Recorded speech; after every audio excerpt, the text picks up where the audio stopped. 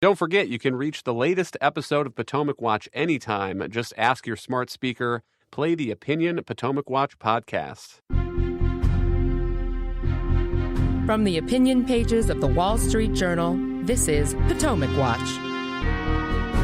Welcome back. Kim, how seriously do you take the prospect of President Trump and the White House, the U.S., beginning to tilt against Ukraine if this diplomatic incident is not healed? Notably, the anniversary just recently passed, and there was a United Nations resolution in the General Assembly to condemn the invasion, noted concern that the full-scale invasion of Ukraine by the Russian Federation has had, quote, devastating and long-lasting consequences, unquote. But even that language apparently was too much for the U.S. as it tries to undertake these ceasefire negotiations. And the U.S. in the General Assembly voted against that resolution with Russia and a handful of other states. Yeah, a handful of other really detestable states. That was not a shining moment for the United States when it comes to UN votes. Now, it has no real significance, but, you know, it's an example of the weird need that Donald Trump seems to have to not offend Putin at the moment. Again, I find that unnecessary.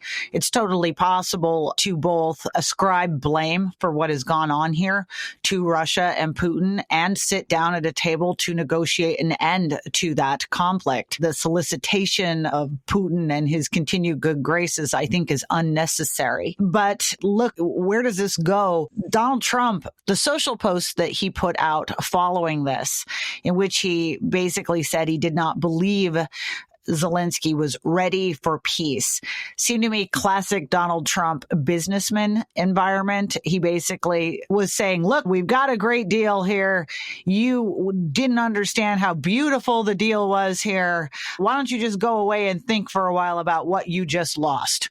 And that seems to be what the attitude was with that posting.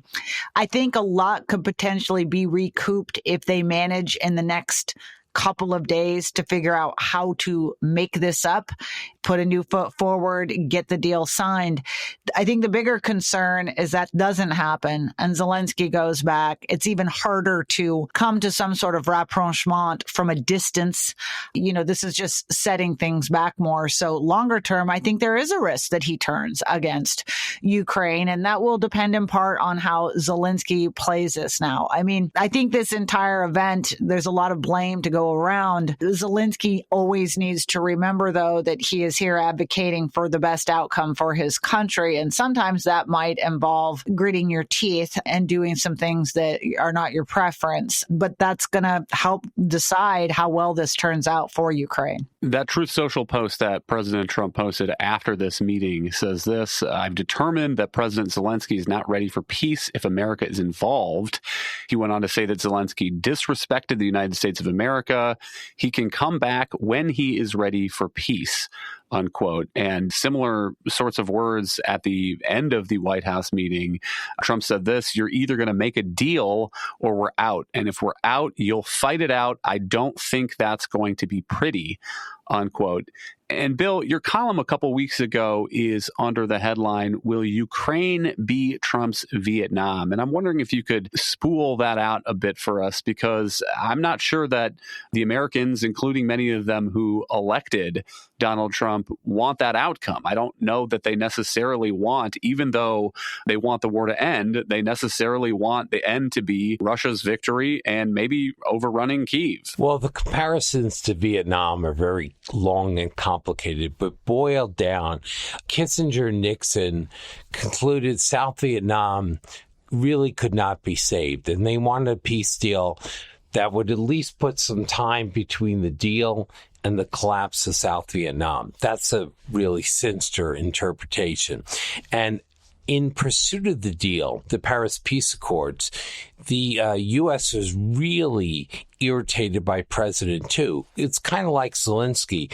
You know, you're trying to make a deal among great powers, and the guy whose country's at stake is fighting you all the way. President Tu never accepted, to my mind, to his great credit, the Paris Peace Accords. And I think that's what's happening here. It is a natural tendency of these countries when the U.S. negotiates something they think is going to be good for them, primarily because it solves the U.S. problem. You know, the president can get very resentful when the other guy doesn't see it that way. But I think we have to have respect for Zelensky knowing his country better than anyone. So that's a fear I think many people have. As I say, right or wrong, I think a lot of these points that both sides were making were perfectly valid, needed to be said in negotiations, but needed to be said not in public, so they understand where they are in the negotiation deal. And again, I'm going to sound like a broken record. Zelensky really cannot go back to Ukraine without getting this deal back on track. I think it's more important for him than it is for Donald Trump. That's why Donald Trump said you don't hold the cards. And that's true, if lamentable. So I think he has to salvage. I think he can salvage. The question is whether he will. Things could change very fast in the next 24 hours. Thank you, Bill and Kim. Thank you all for listening. You can email us at pwpodcast@wsj.com. If you like the show, please hit that subscribe button, and we'll be back next week with another edition of Potomac Watch.